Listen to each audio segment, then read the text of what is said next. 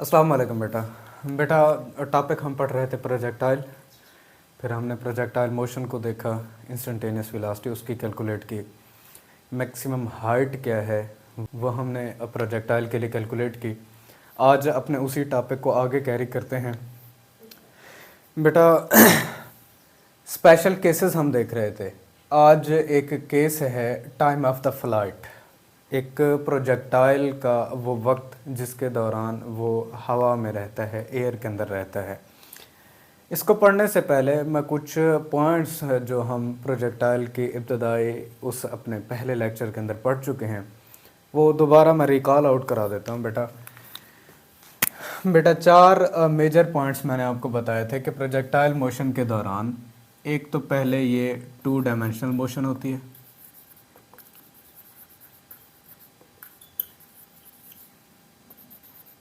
ठीक है बेटा, 2 डायमेंशनल मोशन। प्लेन के अंदर एक प्रोजेक्टाइल मूव करेगा, प्लेन के अंदर। दूसरा हमने देखा था कि कांस्टेंट एक्सेलरेशन होता है। दूसरा पॉइंट बेटा क्या था? पहला ये है और दूसरा कांस्टेंट एक्सेलरेशन के साथ मूव करता है, कांस्टेंट एक्सेलरेशन। ठीक है बेटा। फॉरवर्ड डायरेक्शन के अंदर हमेशा अनर्शिया की वजह से मूव करता है, अनर्शिया। इस अनर्शिया की वजह से फॉरवर्ड डायरेक्शन में मूव करेगा। और चौथी मैंने चीज़ कही थी, क्योंकि अनर्शिया की वजह से मूव कर रहा होता है, no X directed force. X directed force कभी भी इस प्रोजेक्टाइल के ऊपर एक्ट नहीं करती, ये बात भी जहन में रखिएगा। अब एक्स डायरेक्शन के अंदर किसी किस्म की फोर्स नहीं है, अनर्शिया एक्ट करता है, तो किसी किस्म का एक्सेलरेशन भी हॉरिजॉन्टल लेवल के ऊपर नहीं होगा। वर्टिकल डायरेक्शन के अंदर एक फोर्स एक्ट करती है और वो है ग्रेविटेशनल पुल, और उसी फोर्स के ज़रिए असर ये ज़मीन की तरफ आता है, तो इसीलिए एक्सेलरेशन भी इसी के पास ग्रेविटेशनल एक्सेलरेशन होता है। जब एयर रेजिस्टेंस को निगलेक्ट किया जाता है तो फ्री फॉल के अंदर आता है, और उस केस के अंदर वो ग्रेविटेशनल एक्सेलरेशन इसका कांस्टेंट बन जाता है। तो ये 4 पॉइंट हमने पढ़े थे। अब ये ग्रेविटेशनल एक्सेलरेशन हमने नेगेटिव भी क्यों लिया था?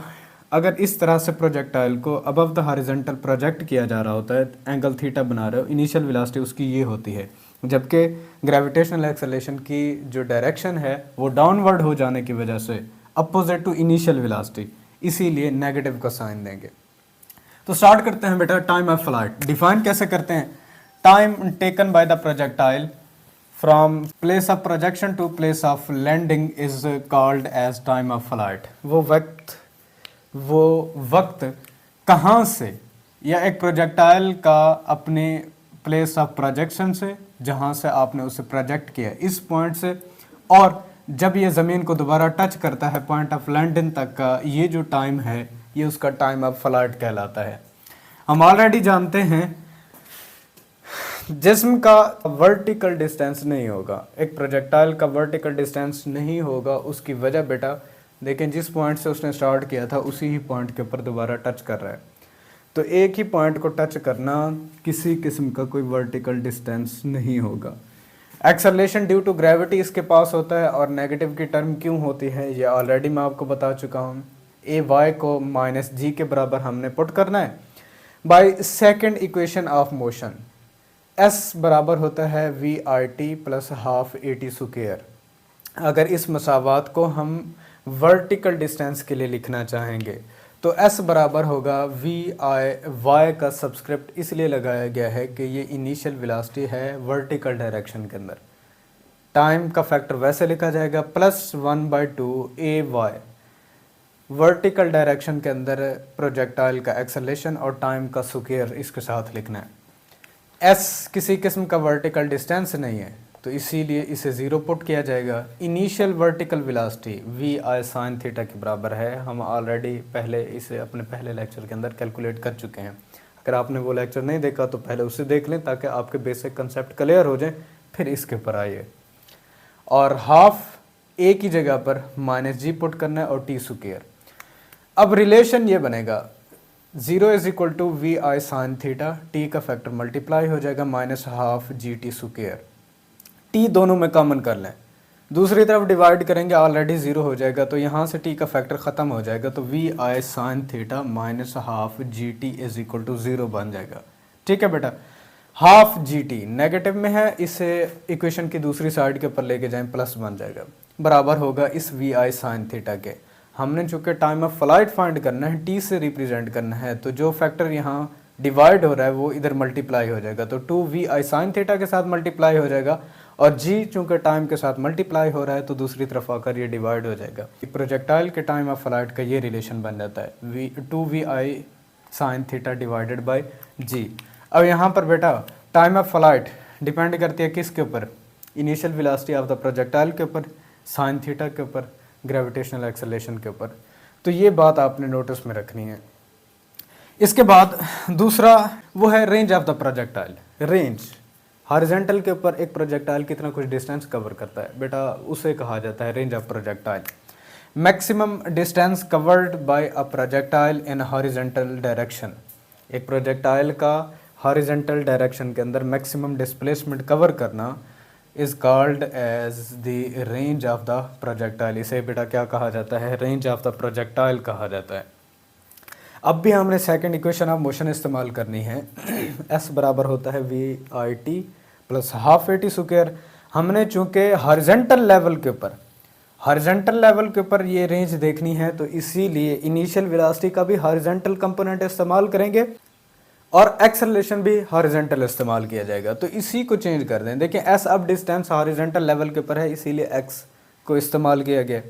We I X initial velocity का हॉरिजॉन्टल कंपोनेंट, टाइम के साथ वैसे मल्टीप्लाई करना है, प्लस हाफ और ए एक्स हॉरिजॉन्टल एक्सेलरेशन और टाइम का स्क्वायर। हम ऑलरेडी पढ़ चुके हैं कि हॉरिजॉन्टल लेवल के ऊपर इनर्शिया एक्ट करता है, किसी किस्म की कोई फोर्स नहीं होती, फोर्स ना होने की वजह से सेकंड लॉ के मुताबिक कोई एक्सेलरेशन नहीं होगा उस डायरेक्शन के अंदर, तो ए एक्स यहाँ पर ज़ीरो हो जाएगा। ठीक है बेटा, अब अगर ये ज़ीरो है तो हॉरिजॉन्टल डिस्टेंस बराबर होगा x बराबर होगा V I cos theta, initial velocity का horizontal component V I cos theta के बराबर होता है, टाइम का फैक्टर साथ मल्टीप्लाई हो जाएगा और इधर से ज़ीरो पुट करेंगे तो ये सेकंड फैक्टर सारा ख़त्म हो जाएगा। x बराबर है V I cos theta. Time of flight है एक प्रोजेक्टाइल का, जो ऑलरेडी हम पहले कैलकुलेट कर चुके हैं, इसकी वैल्यू को पुट कर दें, two V I sine theta divided by G. यहाँ वी आई भी मौजूद है, ये भी वी आई मौजूद है, दोनों को वी आई स्क्वायर बना दें, टू का फैक्टर पहले लिख लें, साइन थीटा मौजूद है, इधर से कॉस थीटा मौजूद है, इनको रीअरेंज कर लें, डिवाइडेड बाय जे। मैथमेटिकल एक टर्म है, two sine theta cos theta बराबर होता है साइन टू थीटा के। ठीक है बेटा, इसका मतलब इस फैक्टर को two sine theta cos theta को बदला जा सकता है साइन टू थीटा से, तो इसीलिए horizontal distance covered by a projectile V I square sine two theta divided by G. ये x वो रेंज थी, वो डिस्टेंस जो हॉरिजॉन्टल डायरेक्शन के अंदर एक प्रोजेक्टाइल कवर करता है जिसे हम रेंज कह रहे हैं, तो x को r से रिप्लेस कर दें, V I sine two theta divided by G. तो रेंज ऑफ द प्रोजेक्टाइल इस फार्मूला से कैलकुलेट की जा सकती है। ठीक है बेटा, अब ये रेंज मैक्सिमम कब होगी, ये बहुत इंपॉर्टेंट पॉइंट है। मैक्सिमम रेंज उस वक्त एक प्रोजेक्टाइल की हो सकती है अगर ये साइन टू थीटा का फैक्टर मैक्सिमम हो जाए।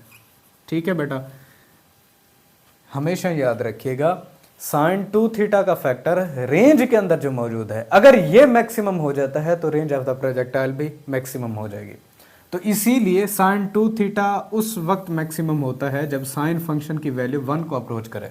ठीक है बेटा, साइन फंक्शन की ज़्यादा से ज़्यादा वैल्यू 1 तक जाती है। ठीक है, 0 और 1 के दरमियान में लाई करती है, ज़्यादा से ज़्यादा 1 पर और कम से कम 0 के ऊपर आती है। ठीक है बेटा, तो इसीलिए साइन टू थीटा 1 के बराबर जाए उस वक्त इस फंक्शन की वैल्यू मैक्सिमम होगी।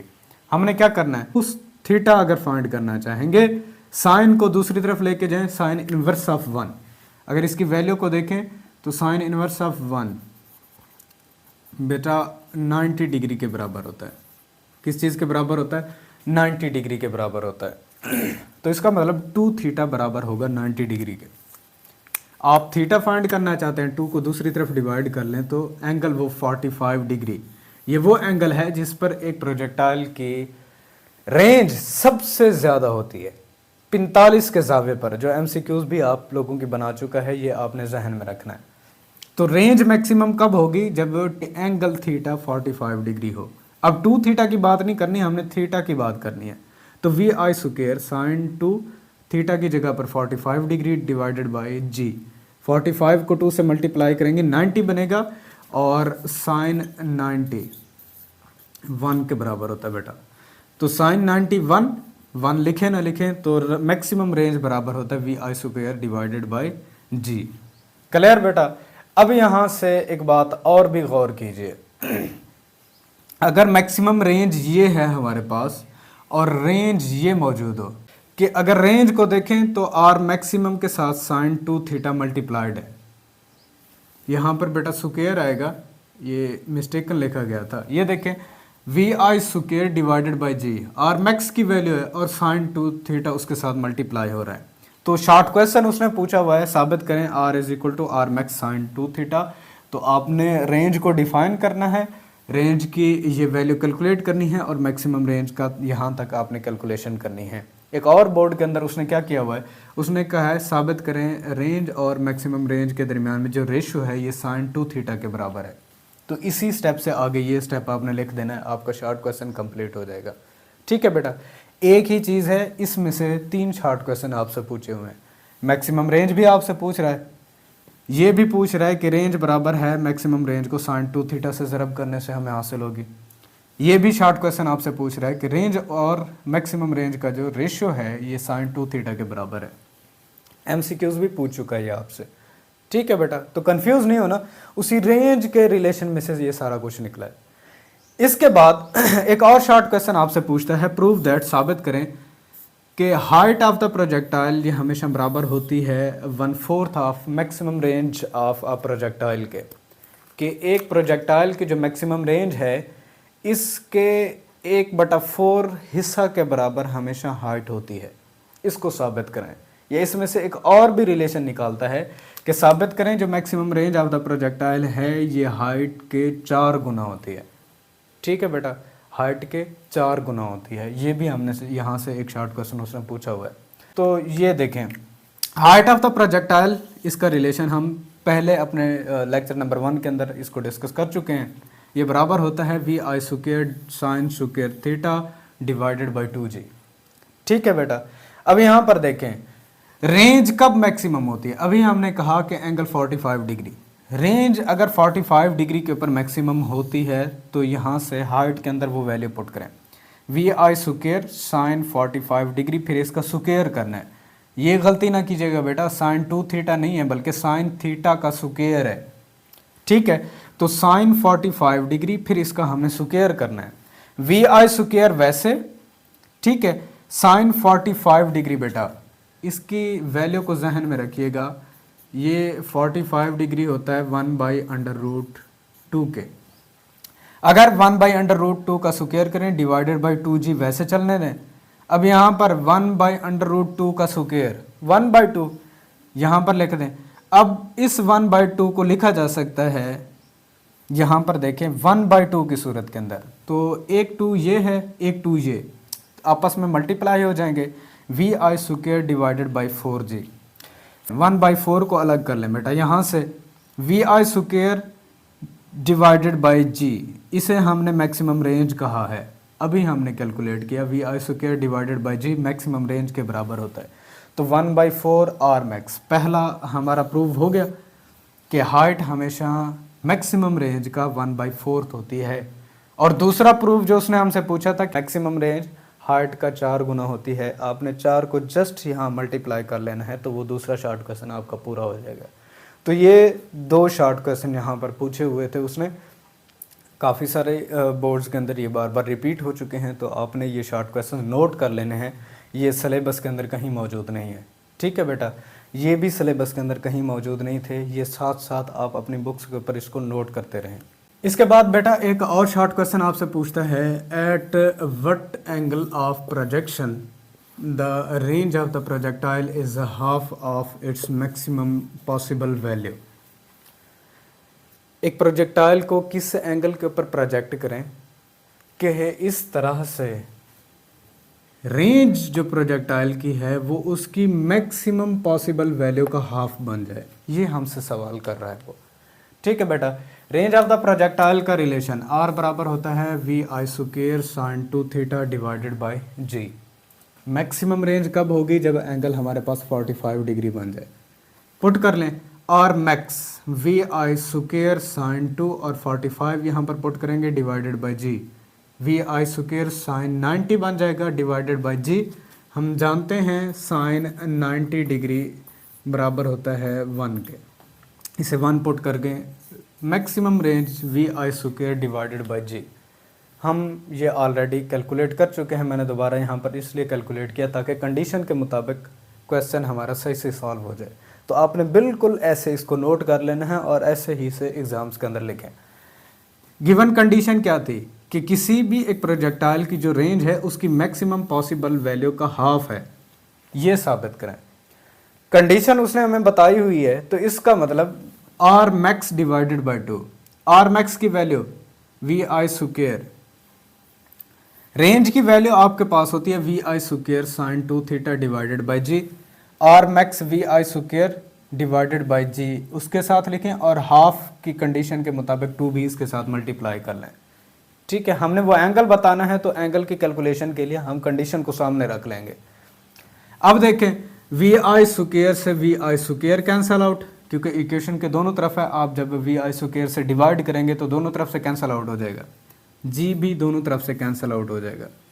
अब गौर करें क्रॉस मल्टीप्लीकेशन, जहाँ 1 है यहाँ भी 1 है, इस 1 को 1 से मल्टीप्लाई करेंगे 1 हो जाएगा। या फिर आप ऐसे कर लें साइन 2 थीटा बराबर होगा 1 डिवाइडेड बाई 2, मैंने इसी तरह इसे लिखा हुआ है, साइन 2 थीटा बराबर है 1/2 के। 2 थीटा फाइंड करना चाहेंगे तो sine inverse of 1/2, sine inverse of 1/2 बेटा बराबर होता है 30 डिग्री के।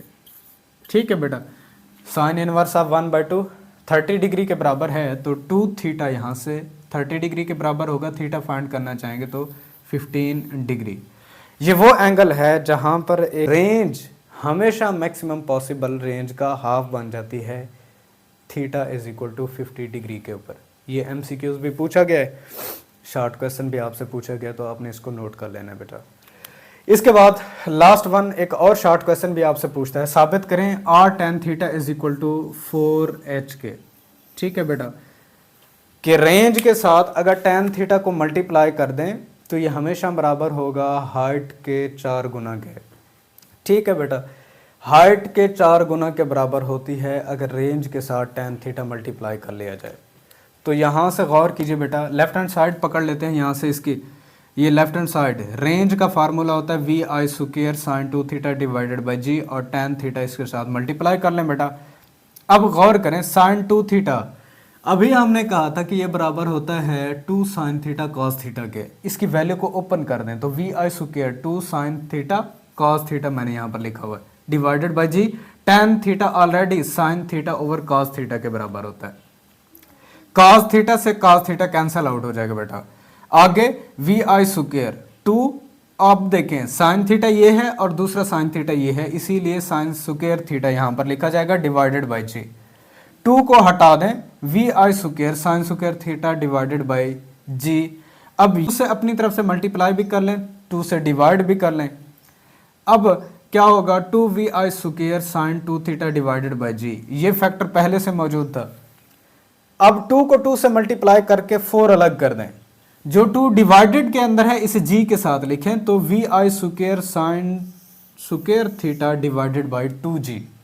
ठीक है बेटा, ये रिलेशन बनेगा और ये आपके पास बराबर किसके है, ये हाइट के बराबर था जो हम ऑलरेडी पहले ही कैलकुलेट कर चुके हैं, तो 4h के, और यही हमने साबित करना था जो कि राइट हैंड साइड है कि r tan थीटा बराबर होता है किसके बेटा 4h के, इसी को हमने साबित करना था। ठीक है बेटा, तो ये रिलेशन था आपके पास। ये काफ़ी सारे शॉर्ट क्वेश्चंस हैं, इंशाल्लाह हम उनको अपने जो नेक्स्ट हमारा लेक्चर होगा उसके अंदर डिस्कस करेंगे। ये था time of flight, range of the projectile और फिर मैक्सिमम रेंज कब हो जाती है। फिर इसके बाद इनमें से कुछ इम्पॉर्टेंट MCQs और शॉर्ट क्वेश्चंस जो बार बार काफ़ी दफ़ा ये बोर्ड्स के अंदर रिपीट हो चुकी हैं, तो बेटा आपने इनको नोट रखना है। आई होप वीडियो आपको पसंद आई होगी। इंशाल्लाह अपने नेक्स्ट लेक्चर में मिलेंगे। इजाज़त दीजिए, अल्लाह हाफ़िज़।